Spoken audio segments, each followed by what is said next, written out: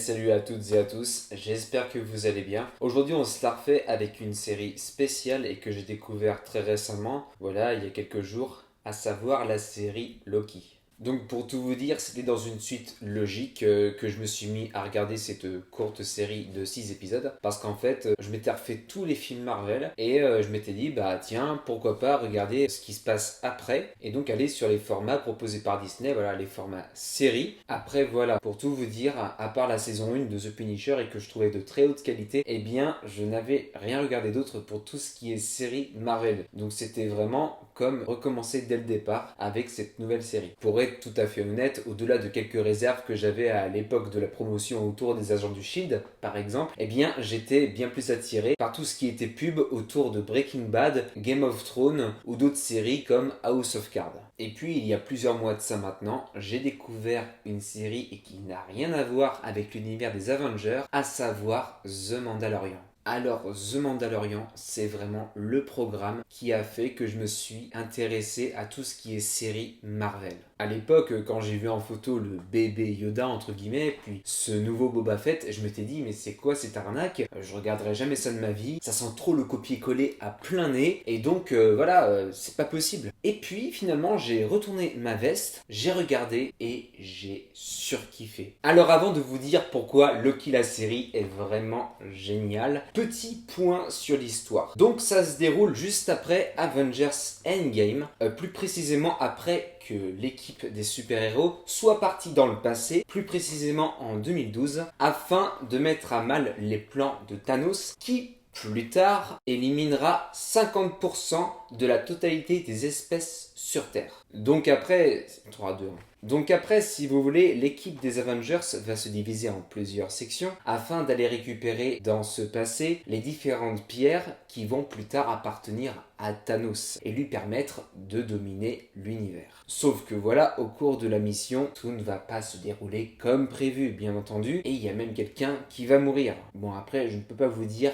quelle personne si vous n'avez pas vu le film. Mais il y a autre chose qui va se produire, et plus particulièrement, là pour le coup, ce qui nous intéresse, c'est le fait que Loki va, à son plus grand bonheur, pouvoir récupérer le Tesseract. Sauf que voilà, à peine il s'en saisit afin de pouvoir s'échapper dans un autre endroit, comme il l'avait déjà fait à maintes reprises par le passé, que cette fois-ci, il se fait rattraper par l'unité qui s'appelle la TVA et qui s'occupe de tout ce qui est régulation de déviants. Alors déjà, ce que je trouve hyper intéressant ici, c'est que Disney ait construit un pont dans l'inconscient collectif entre tout ce qui est Loki d'un côté, puis la Covid de l'autre. Ben oui, les déviants, et donc cette idée que le virus peut prendre un tas de formes, et donc de plus en plus dangereux. Mais ça va encore plus loin que ça, puisque si dans cette série, Loki peut rencontrer des versions de lui qui sont bien plus dangereuses, bien plus menaçantes, il peut lui par contre devenir la meilleure version de lui-même. Et c'est pour ça que cette série est une des meilleures que j'ai jamais vues, parce que là il y a une réelle transformation, non pas d'un personnage qui part de zéro, mais d'un méchant que l'on connaît très bien pour ceux qui adorent l'univers de Marvel, et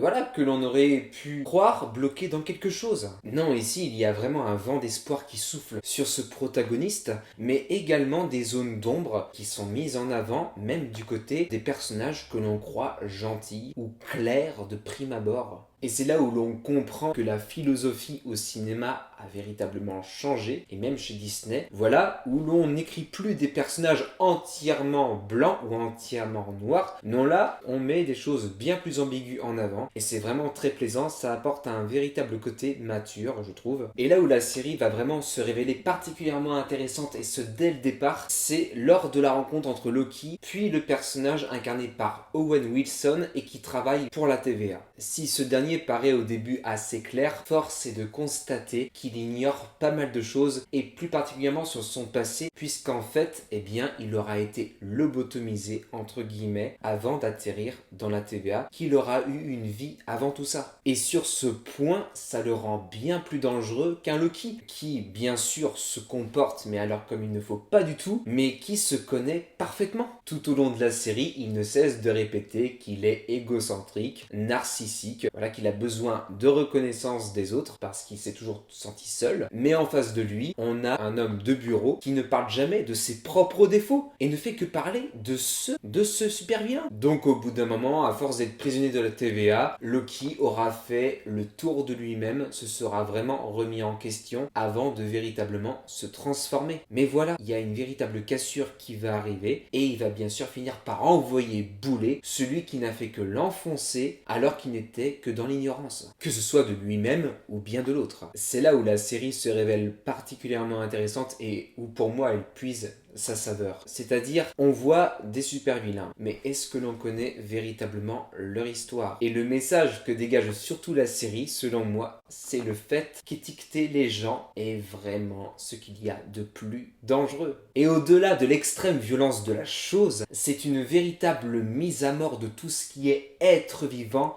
à laquelle vont essayer d'échapper coûte que coûte la plupart des personnages, que ce soit ceux qui appartiennent à cette société qu'est la TVA, ou bien pour tout ce qui concerne les différentes versions de Loki. Mais le véritable message de fond de la série, et qui est comme il se doit absolument positif, peut-être un peu naïf, mais voilà, c'est comme ça chez Disney. Eh bien, c'est le fait que Loki doit devenir la meilleure version de lui-même. Et comment est-ce qu'il y parvient? Eh bien, c'est en rencontrant cet employé de bureau incarné par ce merveilleux acteur qui est Owen Wilson, mais plus encore avec le personnage de Sylvie, version de Loki féminine. Mais la série se permet encore d'élargir les frontières, puisqu'à la fin, qu'est-ce qu'on voit? Eh bien, on voit plein de versions de Loki. On voit un très jeune, on voit un très vieux, on voit même un alligator. Et l'on comprend que nous ne sommes plus à cette époque qui me paraît lointaine et où l'homme blanc serait celui qui domine, qui est sur la première marche du podium,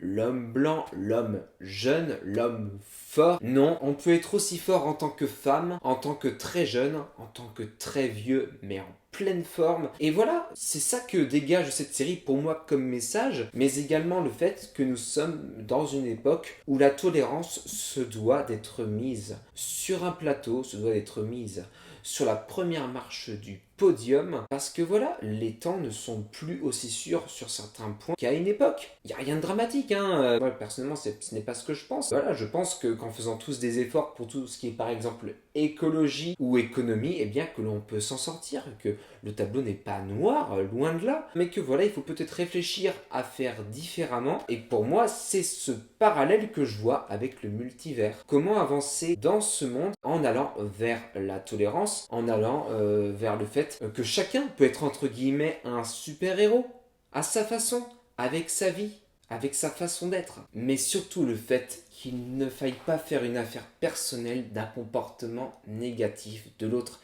qu'il y a toujours une histoire derrière. Bon, après, bien sûr, je ne dis pas qu'il faut se laisser faire. Dans cette série, Loki, à un moment, se défend, se rebelle. Pourquoi? Eh bien parce qu'il a toujours été, lui, entre deux eaux, entre le fait de bien faire et puis de mal agir. Parce que perturbé, mais alors comme il faut par son passé. Et dans cette série, il va se révéler comme étant celui qui veut le plus de justice. Donc voilà, pour moi c'est absolument un sans faute. Bon, à part le troisième épisode que j'ai trouvé un peu long, lorsqu'il est avec Sylvie sur une planète où tout s'écroule, là j'ai trouvé qu'il y avait bien trop de dialogue et pas beaucoup d'action. Et à part ça, vraiment, c'est du caviar. Et alors la toute fin, avec celui qui demeure et qui s'annonce comme le prochain gros méchant du multivers, comment vous dire? Eh bien, je ne suis pas du tout rassuré. La fin m'a vraiment crispé. Donc c'est à voir, mais ça sent pas bon du tout.